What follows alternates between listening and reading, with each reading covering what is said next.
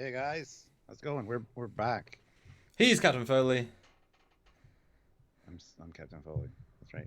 He's and Commander Kings. yes, And we might just as well get into it. and we Super just chat, and we super just chat, and we super chat, just filmed with super a chat, with super chat, another captain. If you're still chat, wasting money super on chat, expensive super laundry chat, detergent, super chat. stop what you're doing. I was in another live stream last night, and somebody that's in the chat actually said we say super chat way too often.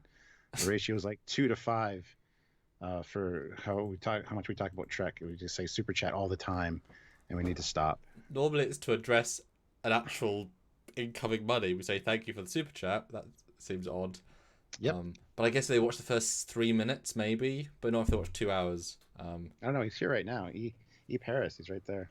Oh, But anyway, yeah. And Anti-Tracker kind of agreed with him. Says we say super chat way too often. But oh well, whatever. well, we like giving them their money's worth because it keeps the channel going. So, yeah, much appreciated.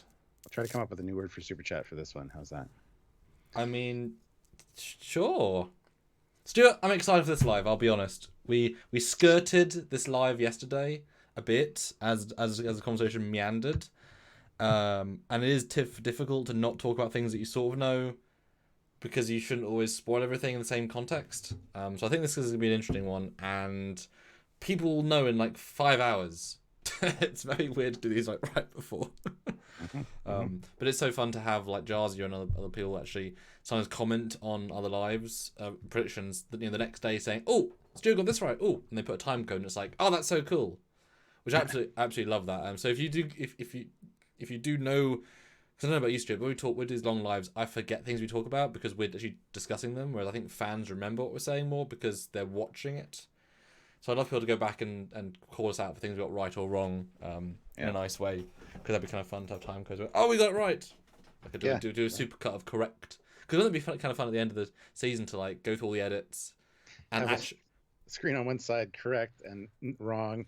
And have the little sound effects. That'd be fun. Take all the bits we actually predicted and then just like and then all the stuff we bought. It's like 5.5 hours of nonsense and like 65 seconds. Well, we did Picard, wasn't it? Anyway, we got two really great talking things right off the hop. So CJ O'Neill throws in $20. Oh wow! And says greetings. Thank you very much. Amazing, much appreciated. You're the man. You're the man. Bradley Jarvis with a $2 really great thing. Also amazing. He wrote super chat, so I have to say it because you guys wrote it. That's the thing about those. We have to kind of say what you say. So, I'll endeavor not to say it ever again, although it's never going to happen. But anyway. And our audio seemed to be fine. I guess Skype and OBS are talking correctly today. Congratulations! Or maybe, to be fair, maybe there's been like a patch where it's like improved, maybe? Maybe. I doubt it, but maybe. Fiddleheads throws in $2 and he says, and he says this. I'm not saying this. Super chat, super chat, super chat, super chat, super chat. So there, that's upping our ratios now. So Paris, you can go like into other streams and complain. So could you do? So you could super chat the word super chat, and then we have to read Daryl super chat. So you could absolutely mess up the. That's funny. I like that. Well, if it annoys people, I mean, we'll do what we do, I guess. Anywho. And Ed SR says, can ask you to wait till Friday 9 a.m. GMT to release your reactions or commentary videos. We are having trouble with Prime in my country. They're only releasing early Friday morning here. Well, we don't release things from Friday 7 a.m. GMT. The earliest review we can get out is like 7 or 8 p.m. GMT, and that's much later than AM. So they're never that early. And if you're in a country where it's like super one side, then that's hard to deal with you because you're the exception. But we, considering when we release them, like we film really early to get them out as early as possible, and it's still quite late in the day because it just takes such a long time to edit. I don't know how many reviews you watch about episodes, but I mean, no one does a bit of a graphical edits that I do. I mean, like, we talk about it, we show it. It's like he does a lot of hard work, guys. Yeah. Nick Dunny though throws in $2.99 Australian, unrelated. Can you do a Jaeger class breakdown? The Jaeger class. Can someone super chat to pay us not to do a Jaeger class breakdown? Can we have a counter? I mean, I think we did a mission briefing on it, didn't we? Did we talk about the design? I know we've mentioned it a few times in other videos, but I don't know. I don't know. I think we have. No, I think we did a teaser one. I know that the Eagle Ones did a version, but they just literally just threw together their two models. So Yeah. I mean, there's nothing custom about it except the paint job and how it's Ian put together. It really isn't. I mean, the only thing you can talk about really is scale and how certain things are now broken in scale. Like the windows still make sense. La la la. It's not a very interesting ship beyond the Frankenstein nature. Yeah. Well, Samuel, go share. Okie dokie. And yeah, that'll give me a chance to tell you guys that if you want to have your voice heard, your comment read, your question answered, whatever it is, you can do that thing that YouTube does. It's a thing where you can click the little button thing and send some currency, and then we will read that. I don't know what they're called because I forget, but so if you want to do that, please do. Another great way to help us out is to join the channel. There is a join button down beside the subscribe button. You can join at the rank of commander, captain, or admiral, and that helps us out on a monthly basis, which is great. Plus, you get some cool emojis and stuff you can use in the live chats if you're here all the time. The live chats, it's a great addition to that. So, and the different ranks will have different things that you get called out in videos and all that kind of stuff as well, because you get a little badge beside your name. It shows us how long you've been a member and things like that. So some really cool stuff. And also Patreon. I was going to say the join is like the Patreon of YouTube, but there's also Patreon, which is the Patreon of Patreon. So go to Patreon/Trekyards and put in some. $5 a month is great. $10 a month is better. $1 a month is still fantastic. So if you can help us out in any small amount, I help out a bunch of YouTuber friends of mine. So if you guys could help us out, that'd be great, as it really makes everything work fine and dandy. So also there's PayPal. If you want to send a PayPal, you can do so. Just let the chat know. The moderators will let us know, and we will read your comment or question via PayPal. I hope that's not a dirty word now. So hopefully we don't say PayPal too often. So I'll just have to say PayPal more often now, I guess, to counterbalance the super chat thing. Oh, I said it. Oh my God. Beep. There you go. So anyway, yeah, there's a lot of ways to help us out. Or head over to trekyards.com and just click the donate button. That also goes straight to PayPal. So now you notice my camera's flickering. Sorry that we were just on another call just prior to this. That's when it started. I don't know what the issue is, but it might happen occasionally during the course of this. I hope it doesn't, but there it goes again. But hopefully that'll get cleared up. And hopefully I don't need a new camera. Just saying. Yeah, so we did get a couple more good money things. So Paris, there he is. He puts in $2 and says, "Peace offering. I don't hate you guys." Laughing, live long and prosper. Live long and prosper as well. Hopefully no one does. We're so likable, and we're not here to be mean to anybody. Well, yeah, exactly. I mean, we talk about ships and balance review. Yeah, it's all good stuff. Taurus69 puts in $2. 56 likes, while 91 watching. Hit that like button. 112 of you here now, so hit the like button, guys. Make sure you're hitting the like button. Likes are important. They help with the channel immensely. And Zeraxis puts in $2. Chance, more ships. Well, we hope we're going to see more ships. Yeah, and don't worry, we still have ship episodes almost every Saturday. So the regular releases. So yeah, anyway. I mean, obviously, it'd be nice if you guys came back and watched the ship episode when they start coming back out again. Yeah. Because we still made them. Doesn't mean you guys can watch them, but we still made them. And we've got some great Stowe stuff coming up straight after. Got some originals, which is great. Some really fun fan designs. A couple of fleet yards. So a good selection of different things, and please tune in. We do have some guest appearances coming up as well that have been filmed, which are really good. So yes, a couple. Well, yeah. Trying to think. Yeah. One's kind of time sensitive, and we've run out of time on it, but whatever. Yeah. It might be a little bit late, but it'd still be relevant, kind of. Anyway, that's for another day. So we are here to talk about predictions for episode 9 of Picard, and it's going to be called Broken Pieces, I think. Is it broken? I think it's Broken Pieces, yeah. So let's do that. Yeah. So where did we end off though? Last episode. Where is quote unquote the state of the galaxy, as it were? Where did we get to? Picard and Soji just got beamed back aboard the La Serena Mm-hmm. from Nepenthe after the time with Riker and Troy. And Hugh just activated, not Hugh, goddamn, Hugh just got killed. But Eleanor just activated one of the Fennec Rangers SOS things. So that's pretty much it. Narek was searching for the La Serena, and then, because of the tracking thing in Jurati, she, put herself into a coma. So he lost the signal. So he's lost them. Jurati's in a coma. We're in a state, is what we're saying. There's a lot going on. And there's some pretty damn dramatic stuff in this next time on. I mean, it's probably the most action-packed one I've had so far. And they like teasing us tiny, small visuals. There's lots of very, very, very quick imagery here. Very quick. Which I'm going to digitally enhance because, again, they love them dark shots.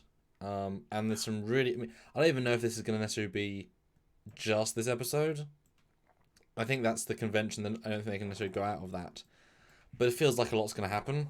That said, there might be a lot, but in small doses. So, like, the discussion of what they do next might only be like 3 minutes, and it'll be done before pre-title. The Flash, there might be very small, quick sequences, but a lot of things spread out. And definitely be over 50 minutes. I mean, well, definitely I'm hoping. I can't say how it can't be. Well, yeah, the last 2 episodes are part 1 and part 2. So, I don't know, that kind of worries me, honestly. Oh, why? What? That'll be shorter episodes because they might have. Or, I don't know. Or just as long as it's basically a movie. Because they're going for this feature-length movie, and as I keep saying, the budget is in weird vibes in this show. But they might have been saving up, knowing that the last 2 is basically a TV movie with a scale that is epic, and they've saved money for those. Which I could see be, especially if that's the thing that's going to convince people to either come back or not. I could see that being a possible, let's leave on this absolute wow moment, Yeah, Mr. Captain 93 Trekyards. Captain Foley, did you get the message if they are sent through the website? I want to ask you a question. If you're on Facebook, the best way is just to direct message me or email us at Hotmail or at trekyards@hotmail.com. Yes. So Yep, we get all those emails, although either us, sometimes they go to spam and yeah, but we're here, we're there, There's ways to get a hold of us. I don't know if Yeah. that's the best way though. And Twitter Messaging through the website. I mean, it's useful because we have a record of it and a joint thing for both access, but it doesn't mean True. like if you just want to talk to Stuart, then yeah, personal messaging is easier because he definitely like sees it and whatnot. And Nick Dunny throws in $2.99 Australian. Thank you. Do you think 7 of 9 knew about Hugh? Yes, because we actually see in this, in the ready room, the clip, which we might as well talk about because it's the thing. She comes in, saves the day essentially, and the first thing she asks is, "Where's Hugh?" Because it was his thing that was activated. Yeah, she does know about Hugh. Well, I took that more as that no, I've skipped right to that image. I took it more as she's obviously concerned, but I took it as, where's Hugh? That's Hugh's personal Fennec Ranger signal I gave to him 4 years ago. Where is Hugh, the one that signaled to me? And then Elnor will be like, he's dead. And she'll be like, what? And then he'll say, but we're on our way to that Vulcan bitch. Yeah. Go get her. Yeah. Romulan. And he'll say, we're on our way to, or she says, well, what happened? And he said, we're on our way to the Queen's Chamber. She's like, the Queen's Chamber is still active? Yes? And they go right there, and maybe Hugh started a procedure via like the pad, because he was holding a pad previously. And then obviously we see some elements of her being dramatic. But let's jump through them. So it starts off, and I'm glad we can finally talk about this. We have a bloody another visual of this weird, the top bit shows us something, the side is a whole different story of intrigue. And we can see that the O is there. She's the third left. This is a really cool, simple visual. What the hell is it? And what's going on? Let's talk about that in a second. Let's get to Okay. chat. Super chats. Super chats. I can say it now, I guess. Fleet Pass with back at 099. We hit 78. Hell yeah. Hashtag Trekyards like Spike. Mm. And not a band account throws in $2. Will 7 of 9 finally confess her love to Janeway? No. I'm predicting that right now. So no. Okay, that's the official prediction. And guys, 83 likes, 143 people watching. We definitely need to get to at least 100 likes. So if you haven't clicked like, that would be great. And I think really easy. And I think you guys, if I was to challenge you, yeah. And I think we say like more than super chat personally. Anyway, so this picture, we got these cloaked figures. I assume they're all Zat-Vash, but I don't know why they're all female. Well, it's not like the Kawat and Malat, they're all. No, they all look female. Yeah, you can tell by the figures. Yeah. I'm sorry, but you can. It's not like the Kawat Malat where they're all female nuns. That's their thing. I mean, we know that there are probably male Zat-Vash, as Narek is undoubtedly one. So I don't know. It looks like some kind of weird ritual thing going on here. I kind of called the witch's coven. It should still be skyclad, but that's okay. I don't want to. Now I'm gonna go out on a limb here and say this is them messing with us. Which they've done often, and for example, when they said Borg prison, we said that, and I was able to, from like the end of our first trailer reaction, I started to say, no, these things don't make sense in order. So I'm, the way it's edited is this ritual thing cutting to Romulans being attacked, android guy, blowy uppy. But if you look at the scene, they've got modern day Romulan phasers, disruptors, the exact same props they used in the prison of the Borg cube. So this is within the last 20 years, and it's got O, so she's not time traveling at this point. This is just something. So my assumption now is that, again, unlikely Zat-Vash, because she's not Zat-Vash, she's something else. Maybe this could even be a Vulcan ritual.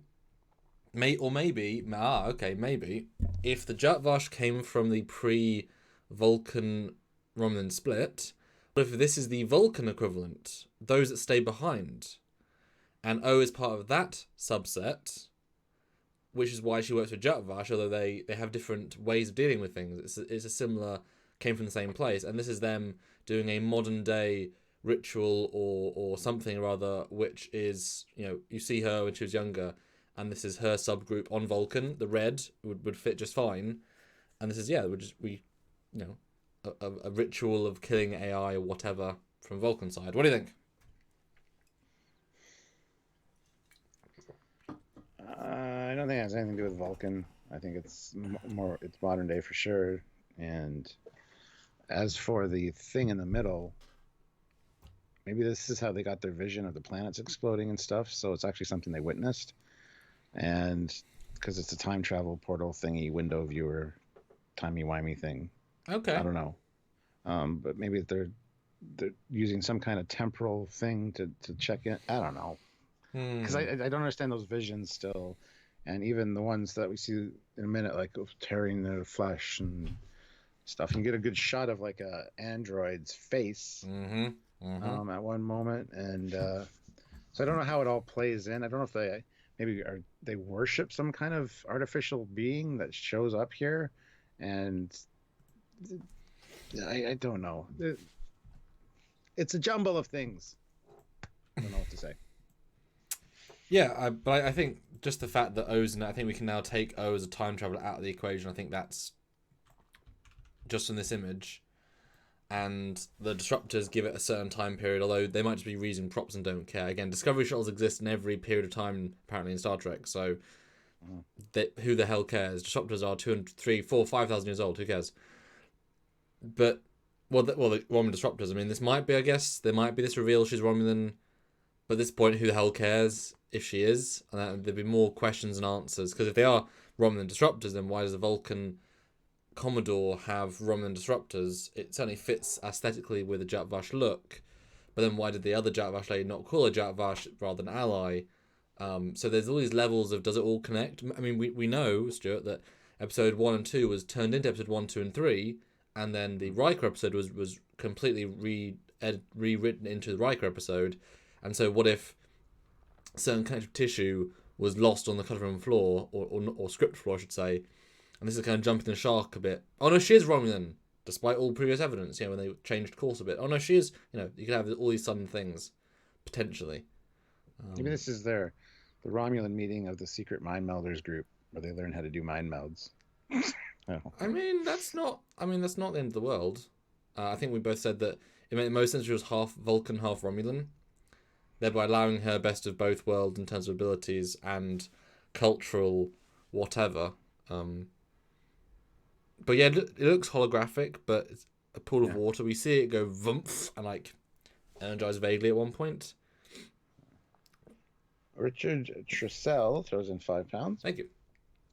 Just catched up on Picard's series while arriving home from cruise ship.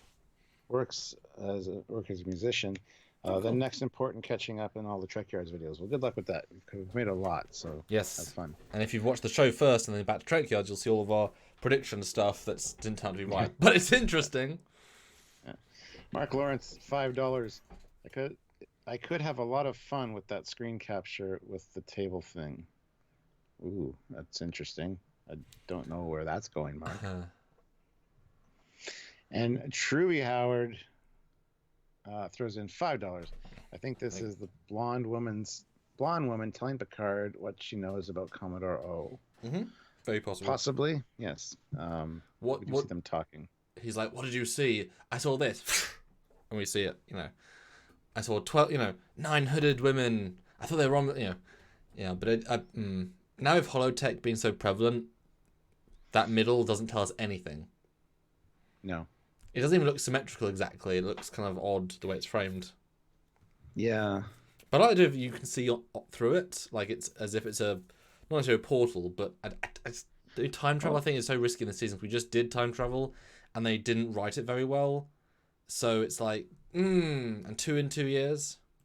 It's like if in season 4 of Enterprise, another big destructive thing came and attacked Earth. It's like, but we just did that last year, Yeah.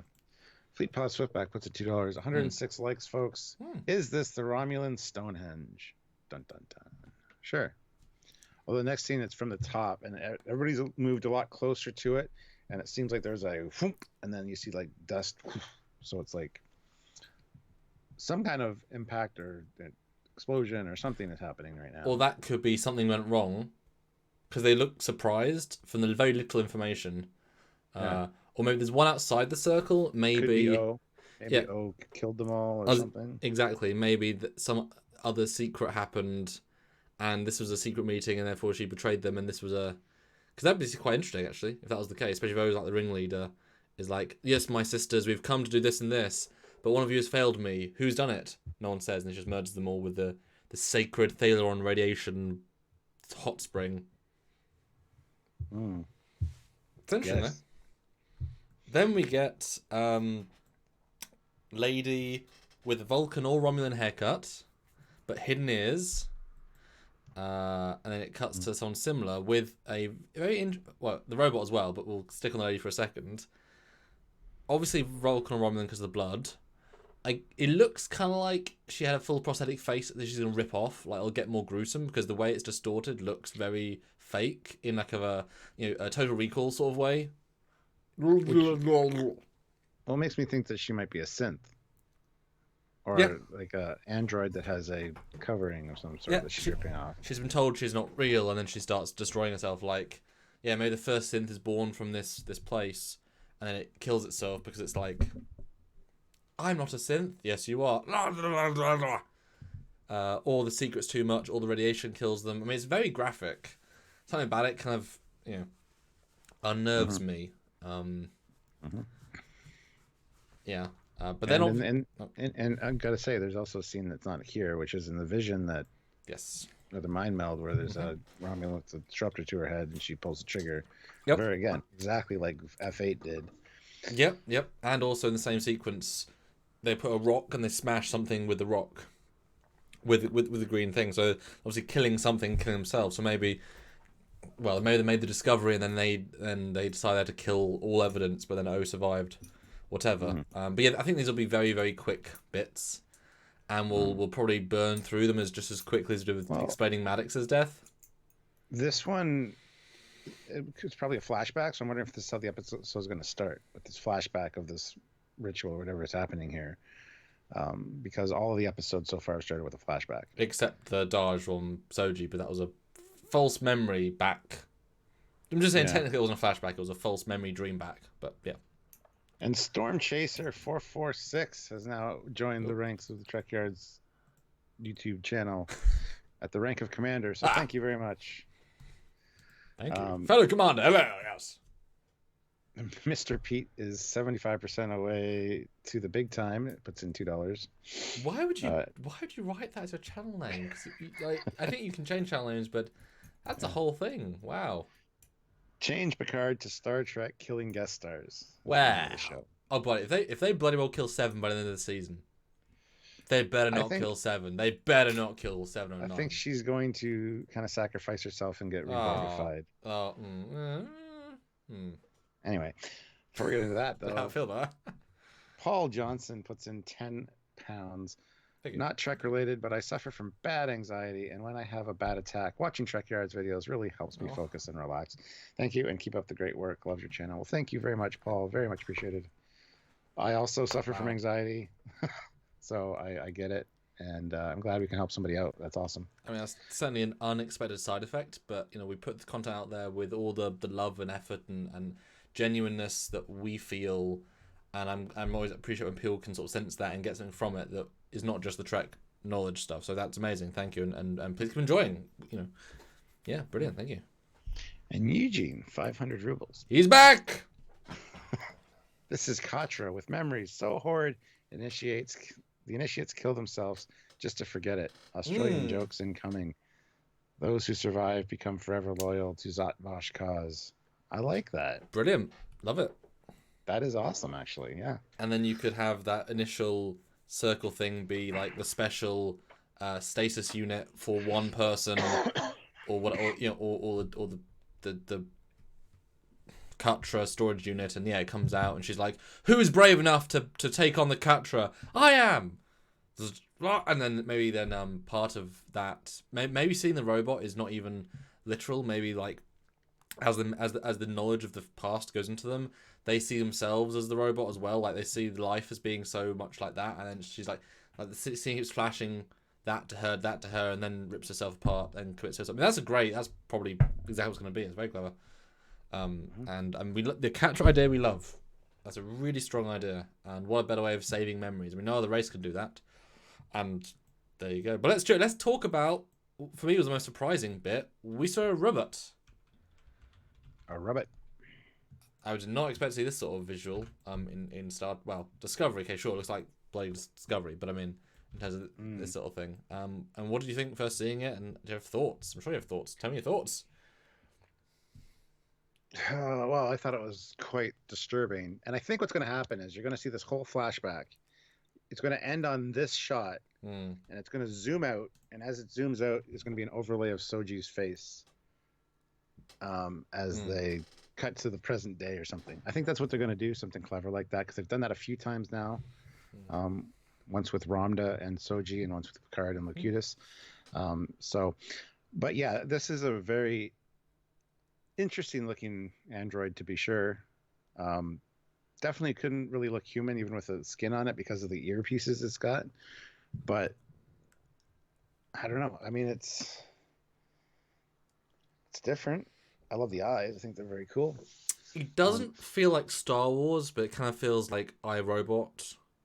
Yeah, it feels like Minority Report or anything like that. Hyper clean robot. Although I like the it might just be the face unit, and the rest of it might be more of a robot-y back. Maybe the first synths on again, we're obviously extrapolating things we don't know yet, but if there was these first synths, whatever, maybe they are more robot-y looking things like C-3PO, but they were given a very humanoid front face. And that's always because it's a very tight close-up, and it looks like it should be on the same planet roughly, but I could see it definitely being like in a lab or in another other scene or just abstract. But it's weird to see robots in Star Trek. I know Discovery did whatever her name is, who's in one episode, Arium, and that was really pushing the boundaries a bit. and this is very similar looking, I think, but more human-y. Yeah, it does look like something that would be in Discovery. It's the same art team, it makes sense. Yeah. But it doesn't. Well, maybe the ear details to stop us from seeing their pointy. Because would they want to have pointed ears? If you were a Vulcan Romulan synth maker, would you give them pointy ears? Because that's what you have. Probably. I would assume so. Yeah. Or what if this is now we've got Soji and Picard together and she accepts her world. What if this is her remembering the planet and she sees this? This is what her android state looks like in the pre again, this will be a red herring. It's in the same sort of scene as the other ones. It's set up to be the thing that causes the horror. But what if this is literally what what Soji looks like underneath, or at least early version before the skin, and the top's changed, which would be a nice, lying to us while giving us no context. And so, or maybe we even get to the planet and we see these things in racks, and it's like, well, this is the pre personality version of the robot or of the synth. Although that I guess would make sense because it's obviously very robot-y body. Or maybe this is like how they learn to move, is in a robot body to kind of get sentience, then they give them. I don't know. I guess it doesn't make sense. It still makes sense more as old Romulan design, but. Yeah. I don't know. It could be a lot of things, honestly. Or red herring, totally. Probably. Good tea, nice house. Puts in $2. Hey, not fair. I want to be a green subscriber. Well, then click the join button down below. Yeah, we love it. We love it. Yeah, just press join on your phone or PC or laptop, whatever, and you can, you can join. It's cool. Everybody's saying, well, not everybody. A lot of people are saying they think it's Control for sure. Control infiltrated Arium and could possibly overtake the droids in the Picard timeline. See, I'm wondering if that thing in the center, that holographic thing, is maybe this is what they summon with it. I don't know. Zoraxis though throws in $5. Oh look, the Apple iDroid. It's like a Mass Effect 4 and an iPod photo had a child. Rocking that generic early 2000s robot look. It's all the rage. Yeah, I don't know where this will fit in. I think logically it's a vision of the first synths that were made that caused Jack Vash to be created, and also, although actually this might be an interesting sort of retcon that wouldn't be too bad. Data was the only synth, but he might have been out of the realms of the Romulans, but they're having multiple races creating androids throughout the decades, throughout 100 years. But Jack Vash have always destroyed them just as part of their thing. That's why we don't associate the Federation or Star Trek with androids or robots, because they kill them. Like, that would actually be a nice little retcon, and then Data was special for some reason. Who knows why? Yeah. Well, Surf Trekyards says, why do some people have green names?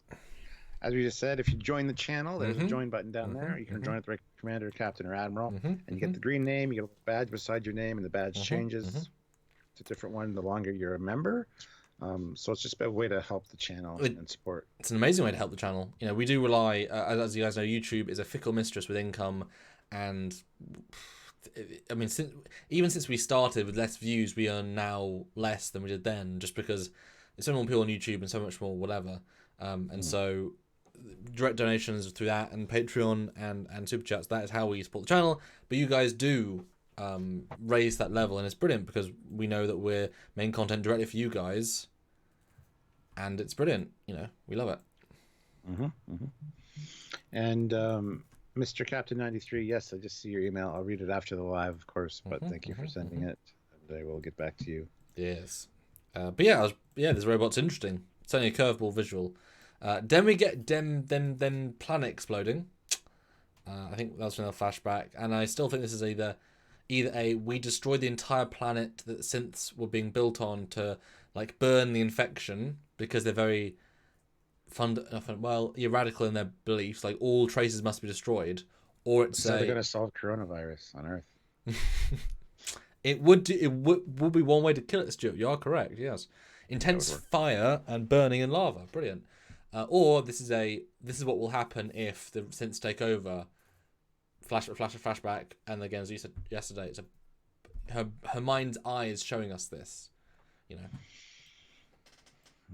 Oh, this look like a visual from Discovery with the Klingons attacking planets or something stupid. And then it says end simulation, and simulation spelled wrong. Yeah.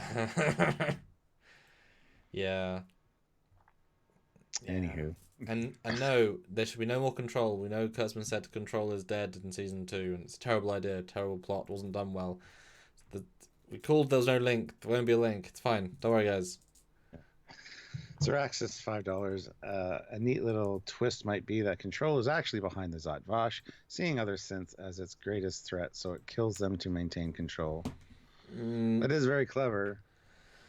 But please God, no. But it's dumb because if the Zhat Vash, if the control could also again go back in time, they would just send themselves back in time, create themselves 3,000 years earlier, and then kill everyone earlier, with the knowledge of the future.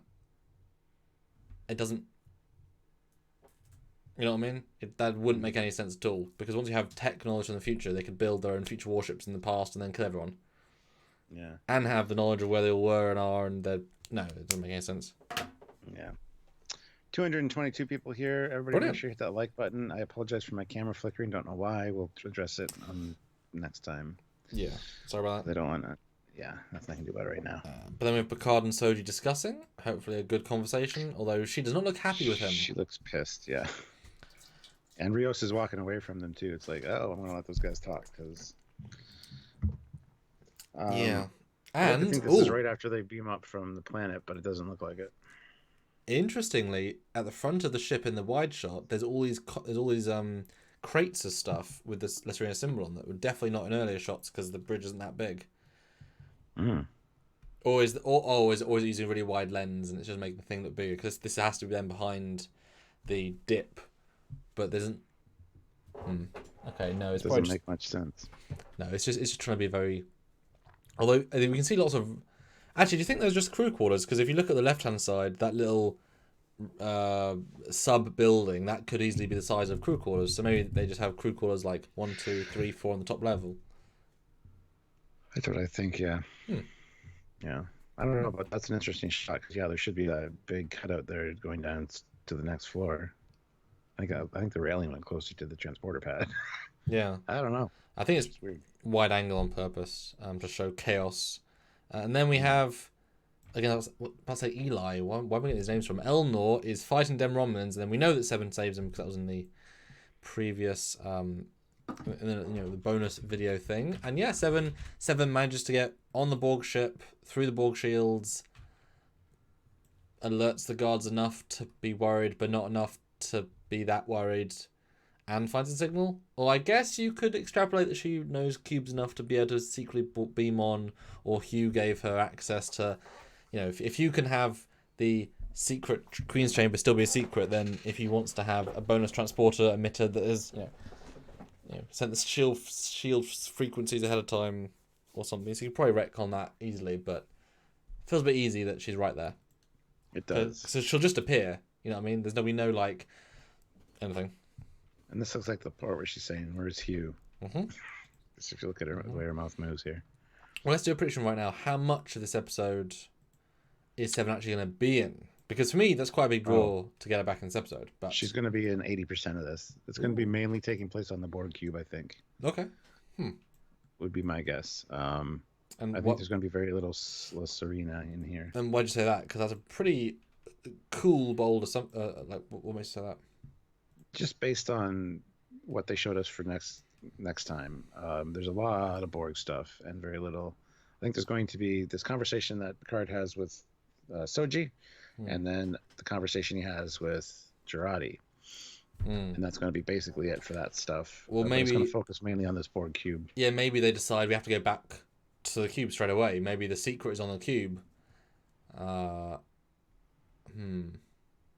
Because that would certainly be an interesting twist if the thing that she saw, the planet, is actually symbolic of the cube. Like he lives in a place in the cube which has electrical like fluctuations and 2 round power generators, and everything's a conceptual thing. And Maddox was always in the cube because he used that tech, and therefore if you're back to the cube, I mean that's what you said really early on. Because especially the grey zone, that was never brought back. Stuart, remember the grey zone?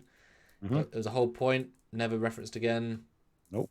I guess that was the ice sliding, the sliding on your socks area, or the Borg Queen area.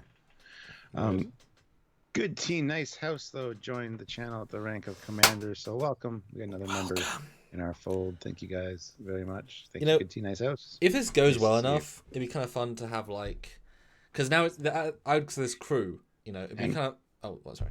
And Christopher Peterson, welcome to the rank of commander, right after Good Tea Nice House. So there's another one. Anyway, you were saying. Well, wouldn't it be kind of fun if we track the numbers, and as the numbers grow, because they are growing 1 or 2 each live, which is amazing.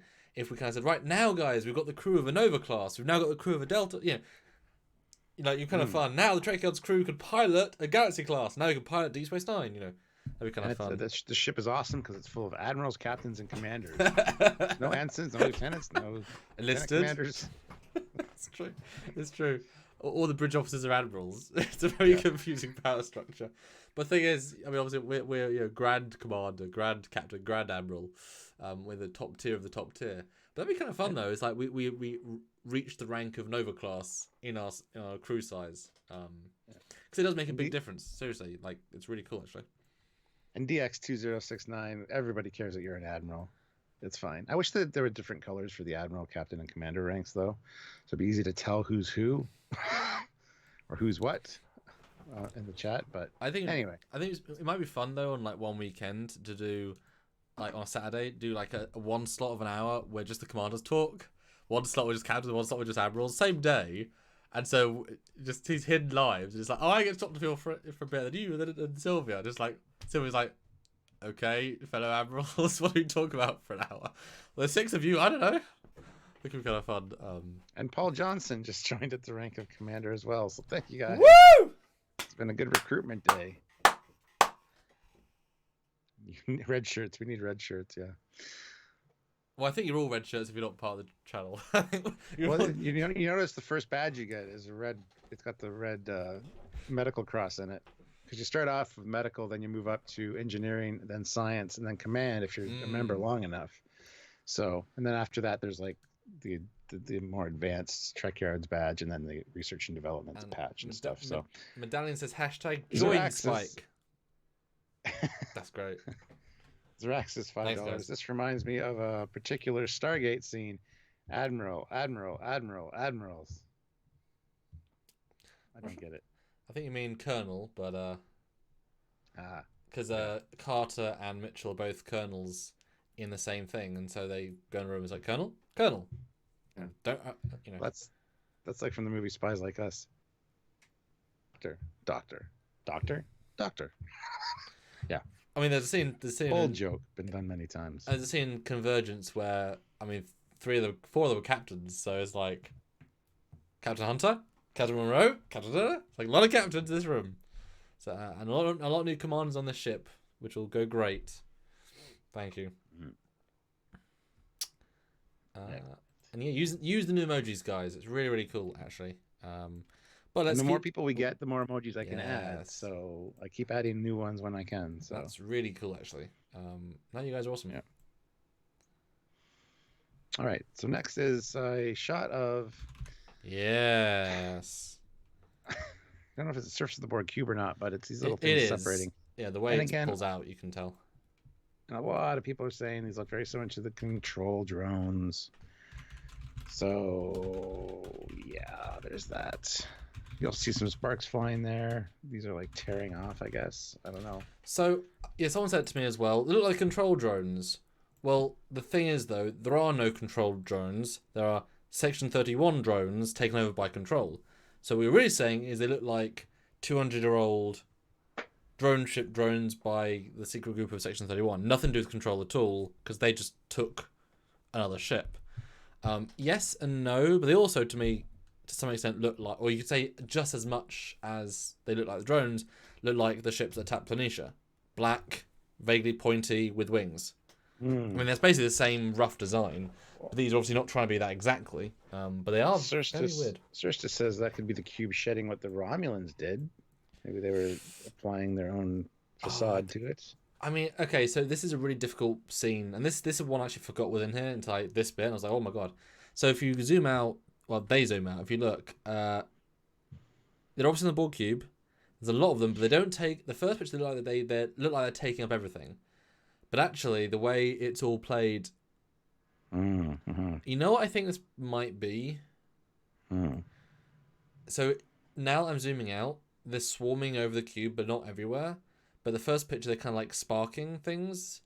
If I was to guess, I would say when Seven takes command of the cube, this is what all of the things surrounding the cube are.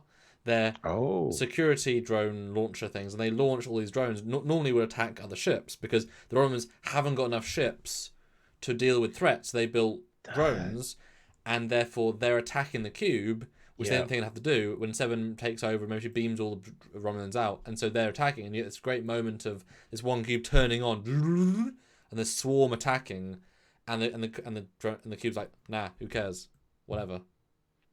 No, that makes perfect sense because you see all those things floating around the cube, and I think there would be a precaution in case the cube ever powered itself back up. Because that's the biggest threat.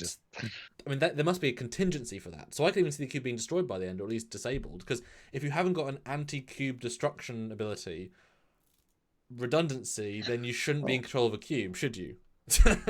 A lot of people, yeah, exactly. A lot of people have been saying that there's an episode of Voyager where Kim and Chakotay go back in time because they found a piece of a crash Borg cube in the Beta Quadrant.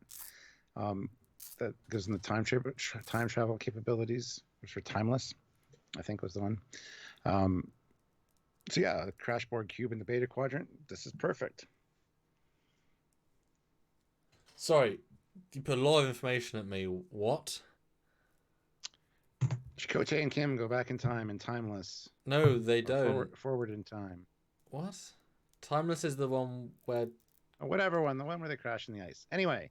When they crash on the ice... back in time to help Voyager. Well, they don't. They send Seven's brain back in time within a signal through Seven's brain via her implants that is a... When did they say anything about a Borg cube being... What? Where is this all from? I don't remember any of this. They got a component from a crash Borg cube in the Beta Quadrant, which allowed them to do time travel. I don't remember the episode. You look it up. Okay. Christopher Peterson, $10, donating an additional $10 to the Save the Red Shirts Fund. Yeah. It will not be enough. You cannot give enough. No, thank you. Swift back at $1.99, 150 likes. Yes. Jeff Jacobs, $2 with a thumbs up sticker. They sent a message back. Yes. Timeless. They send a message back in time. Where is it here? Yes, it's from Timeless. It was a signal to her. Yeah, her node. We know what the situation was, but it's about the Borg connection specifically. Okay, there we go. The first thing is a device they stole from Starfleet authorities, a Borg temporal transmitter, scavenged from Starfleet from a record Borg cube. Okay, a temporal transmitter. In the Beta Quadrant, they even say so. Huh. So how does that connect to this then? Sorry, let's go back to that. How does it could be the destruction of this cube that supplies that for them in the future. In the non-future future. Or the present, depending on when they sent the message back. But yeah, when was Timeless? Timeless took place in 2390, so 9 years ago. In that timeline. But anyway, so I don't think these are Borg, even though they're green. That's the thing about green. Green is Borg and Romulan. So my gut is these are Romulan attack drones that are systematically attacking the cube. It's a simple premise. It makes sense. It allows this really cool visual of these thousands of small things, and they could even have been built based on Borg tech of like nanotechnology, like tiny machines. How do you kill a big thing? You use tiny machines. Lots of small things. Yeah. Then we obviously see the sister in a cool costume doing nothing, but it's fine. Well, before we get to that though, Thelma ML puts in $5. Thank you. And says random. But to the British gentleman. Hello. I don't see any British gentlemen. I see Samuel. Could you say, are you having a laugh? I miss David Brent. Are you having a laugh? Oh, she wants an accent. Are you having a laugh? Are you having a laugh? Are you having a laugh? There you go. I got worse and worse accent. There we go. Yes. Thank you for the support. Appreciate that. And Zerax is $2. Throwing a couple in for the Red Shirts hiring fund. The hiring fund needs to be higher than the other fund, I think. Yeah, we always need more. So yeah, and this is a cool shot for sure. Then we get the exterior of the Borg cube with some ships warp in, and they have to be the ships that attack Earth based on the engine placement, even though the lighting is so hard to see. And we haven't got the attacking. They're not, though. Oh. You can see Romulan wing painted on the bottom. There's a bird on the bottom of. But we assumed the ones attacking Mars. No, as in the ones in the first trailer. Oh. Because they have those two big red ones. engines. Yeah. We haven't seen that clip yet, so I'm assuming that might be a flashback at some point to show what happened to Mars. That these ships went in and like hacked them, maybe. But it's cool. And I like the fact that they warp out, and it's nice to have a third version of the ship. Although we did see these things fly in the cube in a trailer as well. We haven't seen that clip yet, actually. But yeah, these actually warp in, and this is a great shot of the cube, though. And lots of people I've seen have said, "Wow, it has a sphere in it." And I'm like, I know why you're thinking that, but I strongly would disagree. What do you think? Hard to say. I can see again, why people are saying that, but there's no. It's such a weird opening. We didn't see this in the cube in the other shots, but it's not a door because it's like flat on the outer rim, as in, because the Borg sphere door is actually just flush with the cube and it comes out. But there's so many like interconnected parts. Although I appreciate the fact that we've now got finally some piping on the cube on the exterior. I mean, this might just be a shuttle bay they're leaving, and we're just thinking it's too much of a macro level to massive level. I mean, the ship's appearing tells you nothing about scale, but this could just be like maybe when Seven takes over and she like gives the Romulans 1 minute warning, leave. You see an exodus of lots of ships flying through the shuttle bay rather than, This could also be a flashback to the capture of that Ooh, Borg cube. Okay, This is like that's cool. It's simulating the last couple ships before the submatrix collapse. Oh, now that's good. No, I like that because you do see the green glows. There's no force fields on, and they've got the green glows that you would think of as being Voyager cube.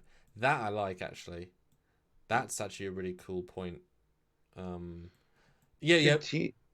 Well, yeah. Sorry. Just to finish off that thought. Yeah. So we see the first cube.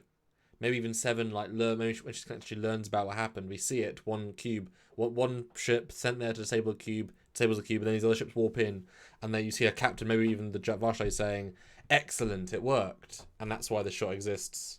That's great. I love that. It even feels right with the ships warp in. No, brilliant. Love it. Good Tea, nice house, $2. There you go. Timeless was in $23.91, give or take a week, says Kim. Yep.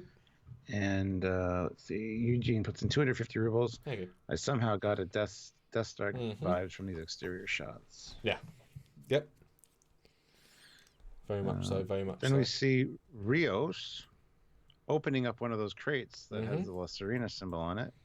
I would assume. I have no idea what would be in those. Or no, he's not. He's in his quarters. Because there's the window that you see, and I've just brightened up, and on the right there's a painting, and the room's too small. Yeah, so he's picking up something in his own room, maybe to give someone. Maybe it's like booze. Maybe it's his old uniform. Maybe it's maybe it's something that shows a flashback to what happened to him, because that'd be awesome. I know, seriously. Oh, I think that'd be a season 2 plot. Or maybe his ship was the one that helped found. Well, that's not gonna be a thing, but yeah. This is just a cool shot I wanted to show. I don't think it means much. But then Jurati revealed she's fine, which personally I'm disappointed with. I like the fact that Picard's wearing a full black, like, high-necked, I'm looking more evil now. Look what you did, bitch. I'm evil now. And the shots of his reactions, I think she's probably telling him that what she did with Maddox, or that she talked to Commodore O. I mean, something along those lines, or both. I don't know. Well, she's probably gonna spill her guts. Xeraxis though, yeah, Xeraxis $2. Thank you. If that's a shuttle bay, it is enormous. So hard to tell with scale because the ships are in the foreground warping in. You know. Yeah, I think Girardi might come clean and tell Picard exactly what happened, or at least the Commodore O part. I don't know how next thing. But no, I think she'll be forced to come clean. But I wonder how much the episode will be about this, because it feels like quite an important thing. And obviously, he knew Maddox, he trusted her. He's the reason why she's here. O betrayed him. You know, this will be probably quite a big part of the episode, as you said, most on the cube, but a lot of this. And hopefully, like I said, she'll say that she didn't know if she was going to survive or not, so she's surprised she's alive, and we'll get that sort of relief. Maybe even we'll have Picard say, you know, you could have died, but you're spared for a reason. Help us stop this, Jurati. You're a good person. And she's like, it's so hard because I saw the future. Well, help me change it. Oh, I don't know, because she should be so convinced she shouldn't be turnable, really. You know. I don't know. Yeah, I don't know. It'd be interesting to see how that plays out for sure. And then we have the thumbnail picture. Mrs. Annika doing some Borgy thing, looking not the happiest she's looked before. Thoughts on this image and what this will... Obviously, there's another 7 image coming later, but on this image specifically. That is a great image for the thumbnail, by the way. So it's good job. Not too spoilery. Yeah. It looks like she's doing like Borg Queenie things and like grabbing one thing, grabbing the other, and then she's going to force them together and start activating something on the Borg cube. Just looks like she's working with the holograms, because we've seen Hugh manipulate them. Yep. And like fold them out and stuff, and it looks like she's grabbing one and it's going to slide it in that big slot in the other one. It's amazing how every single race gave up on screens within 20 years. Every single race, just the Borg. No, we don't do holograms at any point, but you know what? Everyone's doing holograms. We'll do holograms too. Federation and the Romulans and just everybody. Big coincidence.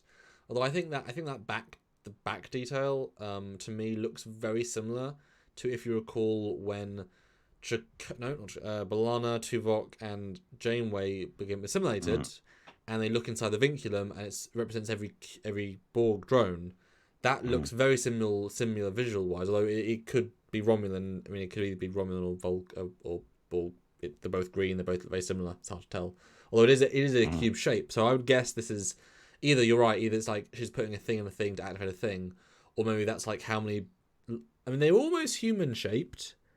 If you look at the top row, there's like a slight shape. So there might be how many people are aboard this cube, and then this graphic comes up, and it's like, okay, we've got 3,000 drones, 1,000 still in alcoves. Yeah, in stasis. Yeah, because we'll get to that. Well, yeah, actually, there we go. Just have a theory of that. But yeah, she's gonna go. She's gonna do a thing. I've got some things to read, so. Sweet. No one special puts in $10. You are special. Thank you. Number one special. Right? Yeah. No, just because I got paid. Woo! I live for your breakdowns. I wish I could be more help more regularly. Thank you. We appreciate anything. And you help plenty. We saw your name and your super chats. Everything does help. But guys, also 266 people watching. Brilliant. But only 160 likes. So I want to see 200 likes. It's free. You don't even need an account on YouTube for those that don't. Just click like. It actually makes a big difference analytically. Please do if you can. Thank you. That's right. Sorry, continue. Even if you're watching this after the fact and not live, it's still true. Yeah, it's true. Fleet Pass Swiftback puts in $2. Seven looks pissed. Yeah, she kind of does. Although focused pissed. Not like she's got a thing to do rather than losing control. Yeah. Doug Van Dorn puts in $5. Thank you. 7 is making the cube repair itself. I predict she will then use it to stop the Zot Vash attack on Soji's homeworld. Maybe she then becomes queen. We'll get she's not gonna become the queen of the Borg. No, that's silly. Maybe this cube. But... No, she wouldn't want that. But the idea of repairing itself, I mean, if it could, it would have done that. And they've had or say 12, 14 years to help design. And you would think as soon as Hugh got on board, who could also use Borg technology easily, they would ask him, "Hey Hugh, I know we've been trying to fix it the last 12 years. Can you fix it more?" Yeah, sure. So I can't see it being that. I think the damage is intentional because they're ripping components out. The force fields are intentional because they want the components. It's not so much damaged as much as deliberately deconstructed. And so yeah, she's more activating dormant systems which she can use because this thing hasn't been in war mode for 14 plus years. And I can see this being a very quick turn. Once she learns Hugh is dead, and even you could be quite graphic. You could go to his body. Because I'm sure Jonathan Delarco and Joe Ryan would like to actually work together on this show, given they've been best friends for a long time now, or like really good friends for a long time now. They never worked together because of different shows, so it would have been nice if they could have worked together once as being two of the iconic. I mean, Delarco less obviously, but iconic Borg, ex-Borg. It's like there really should have been a scene with Icheb, her, and Hugh if they were doing ex-Borg and Picard. The ex-Borg Anonymous, where no one's anonymous, everyone's really famous. That would have been a good scene. Never going to happen, because half of them are dead. And Eugene, 250 rubles. This shot is a mix between you're a Wizard 7 and you're a Borg Queen, Harry. It has potential. Goodbye, Milo. Have a good one. Oh, first football game. Cool. Have fun. So then we have, Picard, whatever. Then we have Borg scrambling over who or what. I think that's probably the sister, is my guess. Looks like they are attacking her, taking her down. The jacket matches up, actually, yeah. It's got the same internal bit. Yeah. Yep. Cool. Makes sense. It's good. I want to see her ripped apart. Yeah. Then we get, and we'll go back to 7 and stuff in the end because that'll be the big discussion point. Then we get to see a force field stopping Rizzo from getting through. Rios. Yep. Look, they're not that interesting people, okay? I don't know their names yet. This is another, curveball. This is another curveball. What do you think? I think it's probably something Soji activated because she needs to take the ship to the planet, and he said no, and that's what her and Picard were talking about earlier. Okay. Kind of saying we can't do that right now or whatever, and she decides to take over control because now she's activated. She can pilot this thing and throw up force fields. So I think that's probably what's going on here. It's kind of fun to have the scene reference where she's at a console and she turns on Rios's voice and starts to do the thing where all the access codes and keeps scrolling like Data did, because you can hotwire a ship pretty easily if you're Data. Yeah. I mean, that's really all it can be. Maybe this is like as soon as Jurati wakes up, she gets her. Maybe before the Picard talk, maybe she gets to the bridge and sets a course and then manage to hotwire it. Maybe she goes double rogue, but that I don't think would connect very well. Well, Mario says no. I think this is Agnes's force field. Yeah, well, I mean maybe, but she's in a coma, or maybe at the end. Maybe she's like, guys, stop. No, I can see her confessing to Picard, and then they're gonna take her to wherever, and she commandeers part. She's never been to space before, so. I don't know. This one is like another curveball of confusing. It's not Picard doing this. Soji's almost too obvious, and I feel like Picard and these two are on the same page quite a lot, that he would trust them enough to deal with this, and so I don't know.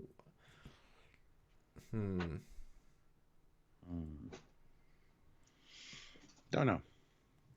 Well, I'll ask it now. Are we even going to get our heroes going back to the Borg Cube, or is that going to be, now 7 takes over the Borg Cube storyline, and obviously Elnor. Are they going to go to home planet completely oblivious to what's happening on the cube, and the cube then has a secondary thing which will maybe become the next threat of season 2 or the end threat of season 1? Yeah, I think it's going to be totally separate storylines here. They're going to go to find the new homeworld, and this is going to happen all independently. So maybe probably ask, where's Elnor? It's like, oh, we had to leave him on the cube, and just assume that he's dead. I don't know. So maybe we get a similar thing as to, again, well, the same scene with Data, whereby the reveal at the end of the season is Data is now a humanoid synth, like Data version 2. That's why Brent can come back. And that's a great reveal. Brilliant reveal.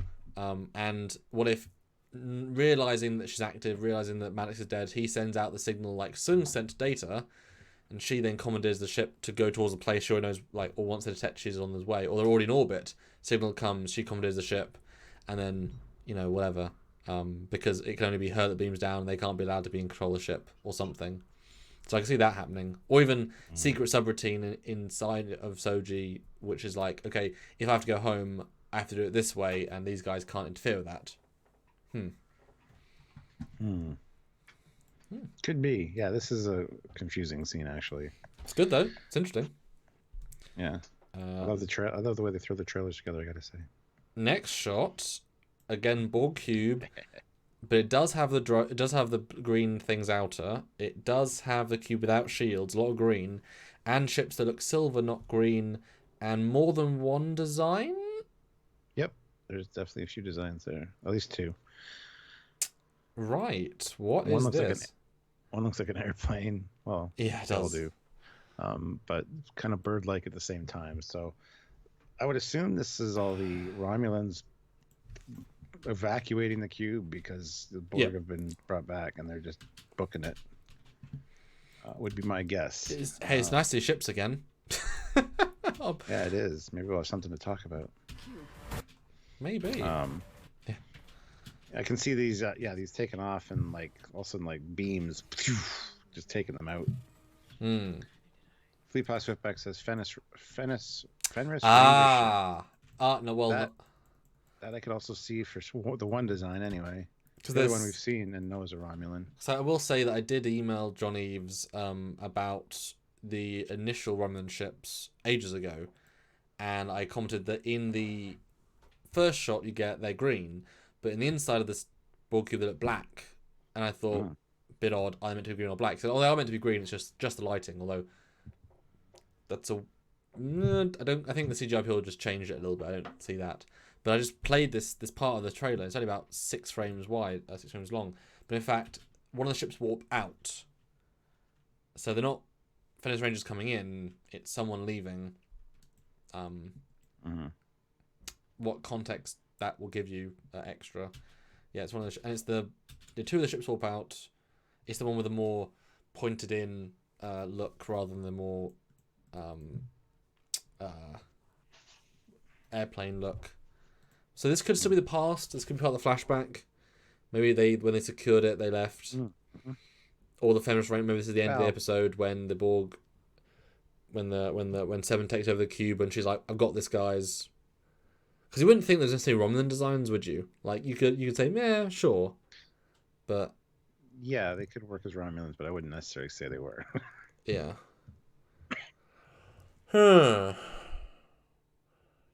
It's just weird to see the cube looking alive again because it feels different to the way it was previously. Doesn't feel like the same thing. Yep. Actually, that could be actually a really cool visual though when Seven's turning it on and all those definitive green little lights that we associate with the cube, they start like and the cube just starts to turn on. The force fields go off because who needs them, and it goes from this Borg cube that looks like it's been destroyed to this very active feeling cube, and that's why it feels Borg again. And that might be, we've mentioned the lack of those lights. Because it's a payoff that I could buy. Yeah. Brian Harvard throws in $5. Thank you. I'd give my eye teeth to see some beauty shots of a Federation starship or 3. We all would, I think. Yep, I agree. It makes me sad on the inside that we're not getting starships. Star Trek starships. But no, this is going to be cool, I think, this bit. Then we get a weird bit. It's the Les Arena moving into a vortex. Huh. It could just be standard warp for all we know. Goddamn, that's the way they do it. Yeah. Super awesome warp. Super awesome. I mean, it looks like 10% light warp. honestly, it looks like the time portal from the end of Discovery, just a little bit different. That's my instant vibe I get.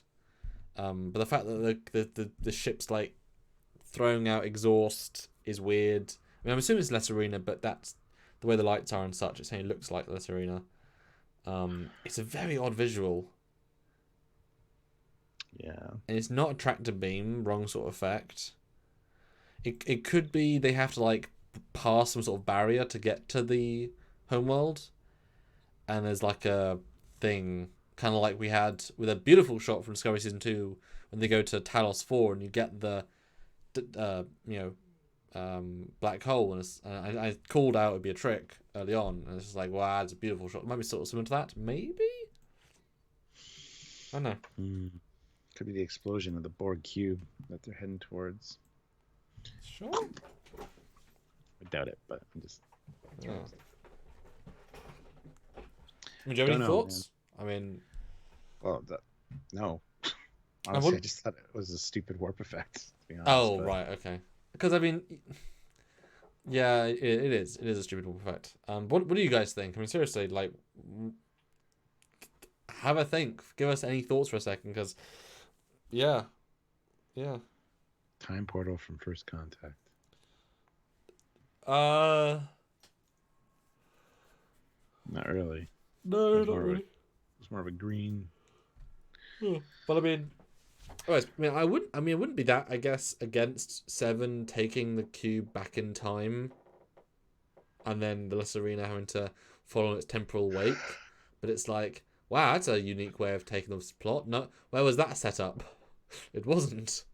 Or wouldn't that be interesting, Stuart, if it's revealed that the Borg cube that the Romulans had, they will go back in time and attack the Romulans, and they form the Jet Vash because Seven goes all revengey, and she sends drones against the Romulans as revenge in the past, which causes Jet Vash, which then causes the future. Self-fulfilling prophecy kind of deal. But to see a Borg cube warp in over Vulcan would be quite impressive. I mean, I could go make that today. It's not difficult for someone that has the assets, but that'd be kind of a cool visual. What do you guys think? Because this is a weird thing. Dalian says it's Control entering this universe. Nope. Sorry. Transwarp. People say maybe transwarp. I mean, doesn't look like transwarp though. Yeah. It's weird, Stuart. It's weird. Very weird. Weird. Plexi warp. Slipstream. I mean, slipstream I could maybe, but it still doesn't look very good. Cube transwarping away. Yeah, but that's not really the way it's presented. I don't know. But yeah, more Picandrati. We've already seen these bits, and then intercut things which don't connect together. Elnor murdering people. It's not Elnor. Oh no, sorry, long hair as well. Sorry. Oh yes, it's whatever. Murdering XBs. Walking massacres for the win, I guess. And then we got like a white dwarf star or something. Yeah, zooming past a white dwarf. And then an evil, sinister-looking Seven with green eyes. I mean, this is the most interesting part of the next time on, obviously. And she's hooked up, so yeah, it looks like she's queenified herself. Obviously, her eyes are now black. She's in a hollow thing, although the way the lines feel to me like alcoves, as if they're representing alcoves.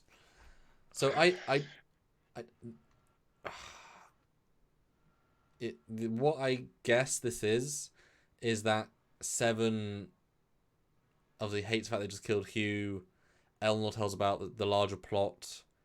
You have the Queen's Chamber, and the Queen's Chamber allows you to control the cube, and this, the Queen was connected by tubes. That kind of, although there's no connective parts that Seven could connect to, so they have to just go into a body, which is a bit weird. We'll see. Unless she's wearing like a harness, I don't know. But I can imagine that she then sort of reactivates the dormant drones and uses them to kill the Romulans. Like, that's her way out. That she creates a mini collective in a sense, and that'll hurt her mentally because that's like not a good thing to do. But I can imagine, we see a shot where all these drones which are in alcoves, not for when they attack the sister, and they all sort of come out and then start attacking, could be quite a dramatic effect. I think it might be a part of a redemption arc for her. Like everyone's complaining she just committed murder, and after all the years on Voyager, so she's going to sacrifice herself essentially to rejoin at least a small collective, and not be an individual to help out. I mean, the thing is, she was forced to rejoin a mini connective with the Unimetric Zero folks. So having voice in your head won't make her not Seven anymore. And even if there's 1,000 people, I mean, I don't think she's going to become, because the Borg isn't an ideology. It's you lose all your identity. You're now thinking as part of a voice that controls you. So, I doubt she'd become a Borg. That's not what that really means. But I could see her using them and whatnot. Or this is just her, controlling the cube, and she needs a more direct link. This is how she flies it. But it's a very interesting visual. And hopefully it won't go too far. Wow. Zeraxis, $2. Thank you. Warping while damaged and leaking plasma. Okay. In the shot, it looks as if they're staying still, the way it's presented, as if they're like in a wake and it's hitting them. They're not like zooming forward. So. Tab Extra puts in 20 chrono. I forget what those were. It is that's $2 in Norwegian krone. Thank you. Yeah. To me, 709 will always be my queen. And Eugene, 250 rubles. She's the queen, not dark, but beautiful and terrible as the dawn, treacherous as the sea, stronger than the foundations of the earth. All shall love her and despair. Jeez. Wow. Yowza. But I don't want to see genuinely Queen Borg 7. I'm fine with her sort of like having her voice in other people's heads and say, all XBs, I need your help to kill, to take out all the Romulans. But if they're just killing, if they're going to kill the Romulans, then she's even more murderous. Hopefully so they can subdue them. But I don't want it to be a villain. I don't want it to take over the cube and be a villain. I want it to be more just like, this is a useful way of communicating with everybody and getting them all to... Because, the Queen can still connect to Seven even after she's de-assimilated. So I can see her being able to communicate with drones and X-drones, and then they can choose if they want to help her or not. But I'm sure they all know 7 of 9. I mean, Picard said, you always know one of your own. And 7, I'm sure they know about Fenris Rangers and what they do. This is their sort of space. So they decide to help her to make it less villainy feeling and more like, 7 of 9, what? And that one guy that said Locutus can come back and say 7. Same sort of cameo guy. But yeah. Cersei says I feel like she, no. Frankly, she looks like an 80s supervillain with those black eyes. I think they're more of a really dark green, but. And then Roth Ishfalili. It seems she's injected with some nano stuff like the Section 31 dude in Star Trek Discovery. Hopefully not. Exactly. Hopefully not. But there you go, guys. A pretty detailed look at all the potentials. Lots of visuals. I mean, if it's a 60-minute episode or 55-minute, I think we could be in for a nice upward build of content here.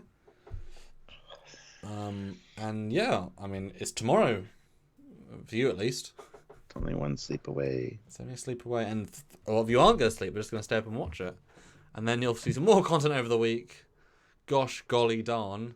And hopefully we'll get some ship videos, that'd be fun.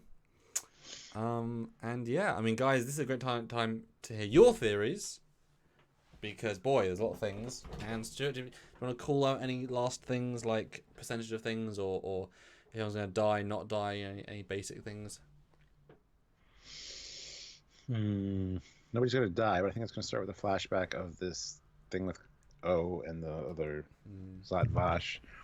And then that's going to fade into either Girardi waking up and Picard talking to her. I think that's probably how this episode might start. But I think the vast majority of it's going to be on the Borg cube, And I think that there's going to be two separate stories playing out. Essentially, Seven coming in with to save Elnor, and then them heading off to Soji's homeworld separately in the Lost Arena. I don't know if there's going to be any connective in this episode anyway with those, but other than that, we didn't see a lot of Elnor in this next time on, but I can see him being quite funny next to Seven with her, strength and wit, and then Elnor's bluntness. A good foil to her personality in a good way, a good foil. Yeah. And I'll go the opposite way, just really the contrarian. That I think we will either get a flashback to the Borg cube's origin story, which all the ships are, Cool. or more likely you'll see it turn on, and that'll be all that stuff. Which I think I would like the new look of the Borg cube. That seems kind of cool. And the drone things are going to be attack drones from the Romulans. Once Seven takes over, she's going to take over. We might see this great shot of all the Romulans being beamed away onto their ships. That might be a cool shot. Or some that can't, then they'll be attacked by drones, or at least X-drones. Hopefully we'll get to see an interesting set, or I think we're going to see the same Queen's Chamber garbage set and just have holograms be the visual interest. So we'll put money into holograms in post rather than sets in present. Great. Elnor will be defending her, not much there. Jurati, I hope she won't have a change of a heart. Hopefully, although she might see the back from the potential dead as being a chance to do whatever. And we might maybe see something from O in the sense of maybe something from Starfleet-y if it's long enough. Maybe a set up to the last two, because I felt we need to see some Federation ships by the end. That will be a payoff. Like the Federations actually get involved, especially as the word from, because Picard had to get official permission to be on the cube, which means word have got to O and the Admiral, which means that it's logical that you would assume that it takes a week to travel from Earth to there. It's yet to be a week, and so therefore Federation ships will now go in. They'll talk to the Roman government, and say we need to stop Picard, and we'll see them at the end of the season because Starfleet knows where they were, where they could be. That'd be a good way of actually having them appear. That's wishful thinking, man. It is, but you don't really have the Commodore or O unless there's a point, and both could come in with a ship. Or a fleet of ships. Yeah. Eugene, 250 rubles. Thank By the way, that was a reference from Galadriel's trial. I guess Seven will be tempted with powers of the Borg Queen. What powers, though? I mean, I can see the Borg cube being the tempting thing, but that's not powers of the Borg Queen. That's just of a Borg cube, and she's been on cubes a lot. But I could see her saying, if I can get this cube, I can do more good in the Fenris Ranger territory. If I can have a Borg cube flying around saying we control it, that's a huge deterrent. I'd say. Yeah. But then it's been there for 14 years. She obviously got on the Borg cube without much difficulty. It's not as if the Borg cube's any less protected in the moment she gets in. So I don't know why or how. I don't know. It doesn't quite connect. But doesn't necessarily need to. We'll see. Yeah. Christopher Peterson, $2. One man's villain is another XB's queen. Yeah. Yeah. And Fleet Pass Fifth back, $2. 201. Y'all are awesome. Can't wait for the episode. Awesome. 262 of you here. If we can get those likes up before we leave, that'd be awesome. We can do better than 201. I know that. 250 for sure. That's tough, but yeah, probably could. Yeah, but I think we're about done, guys. So any last thoughts? Talk to us if you want to join the channel. That is really doing great things with us. 3 new members today. That's amazing. That really is super, super, super cool. Yep. 212 likes. We're jumping up slowly. And of course, tomorrow, what's the plan, Stuart? Tomorrow. Oh, yeah. You know the routine, guys. Not much going on tomorrow. I am releasing my Eagle Mouse review tomorrow instead of Friday, though. Just because got other stuff going on Friday. So, but yeah, so expect that tomorrow. And then at 10:30 Eastern Standard Time, I will be doing my first reaction to this next episode. So and we're filming because I'll see you in the morning at some point. Well, we know what point, but do some filming, guys. We're cramming some stuff in, and then I'll watch the episode at some point and make graphics and hopefully a lot to prepare. And then I think Friday will be a busy one for us, Stuart. I think it'll be a busy one. It will be. tab extra though. Mm. So 709 will step in as the board queen and take control as a mini hive board queen. Maybe. Yeah. Again, the name queen is it's not queen. It's just basically just a vinculum. Working as a Yeah. or a central node. Queen is a bigger. That'd be the shorthand, but she's not really being a queen per se. Because she won't be controlling anyone. She'll just give suggestions and whatever. 218. Come on, guys. Maybe 230. Come on. Come on. 69 puts in $2. 217 likes. Yes. Jacob Tinknell says, Trekyards, is there a specific ticking clock for this series yet? Or are we getting it in this episode? I think the only ticking clock in the series is Picard's parietal lobe issue, but that's not really been mentioned at all. So, and I guarantee it's only an issue until when Patrick wants to leave. Like when he's like, right, I've had my 3 years, guys, I'm done. And they're like, okay, great, we'll kill you. Beautiful. That's why we set up in episode 2. I want him to die in the middle of a sentence. Yeah. Start a speech and just be like, so this is what Starfleet. One great man said, never let them promote you. And he made eggs. No, I think this will be a good one. Vegetarian eggs with dillweed. And unicorn bunny sausage. Yeah. No, I think this will be a good one. I think the last 2 have been the best 2. Yes, by far. Well, you don't think the 7 one was, but I think the last 2 have been the best 2. Yeah, you thought 7 one was not as good. On Free Cloud? Mm-hmm. That was shit, but that wasn't the last 2. Was the one before? Oh no, you're right. Liculus one. Yeah. Oh yeah, I didn't like that one as much. Yeah. Yeah. Wow, that shows how memorable that one was. Jesus, completely forgot it was a thing. Wow. Didn't remember there was one in between. Wow. Yeah, Free Cloud wasn't great. I didn't like it. But anyway. Although I think I'll have to. I think we have to make a redaction that 7 didn't murder anyone else. Just she red pulsed Vajazzle, and blue pulsed everyone else. So I think she wasn't on a mass murder spree. She was just on a murder attempt and then a mass stun spree. So I want to clarify that. So you're saying that 7 or 9 is stunning? She was stunning all over the place, yeah. That's funny. Yeah. Just a quick thing, because I know we said mass murder spree, but no, I think was not. Therefore, not as non-redeemable, because you do often just kill that one character that can't be redeemed, and then she stunned the rest. With a very Discovery, very JJ-esque blue is stun. Thingy is red as kill. I mean, it makes sense, but it's like, oh, sure. Or just make them all blue and yellow and doesn't matter. Yeah. Since they're all going down anyway. I guess one was disintegrated, but anyway. He passed it back $2. Prime of the Day award goes to Samuel. Oh, what did I say? Oh no, Stuart's idea. The stunning. Oh, Stuart. No. So I want to see 4 more likes then. 225 is my new continuously reduced number, because people aren't keep liking.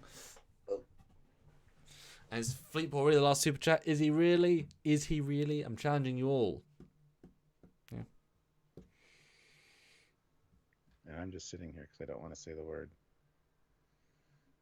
Yeah. The word was super chat. The word was given. There you go.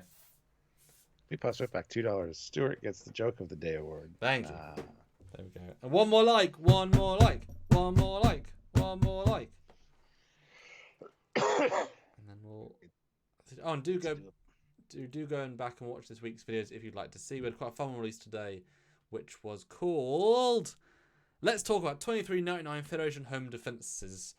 That's quite a fun little discussion.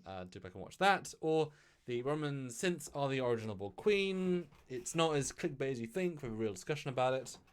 And Riker and Troy, let's talk about their reunion. Sex, baby. Let's talk about you and me. I mean, they made 2 babies, so that makes sense. And obviously the Lesser Arena follow-up with some new images. That's our week of reviews and videos. Please enjoy. And 231. Haha. Haha. Haha. Haha. Totally random reviews, $2. Here you go. And Torah69, $2, 231 likes. Thanks, Ching. Elnor. Awesome. We'll see you next week, Elnor, or tomorrow, because I think we'll say Elnor. All right, Stuart, you can say the final word. The word is super chat. That's so obvious when you say it like that. Jesus. Super chat. We'll see you tomorrow. Well, you'll see him tomorrow, and I'll see you tomorrow, Stuart. But not That's tomorrow. right. Until then. Don't forget super chat. Bye, guys.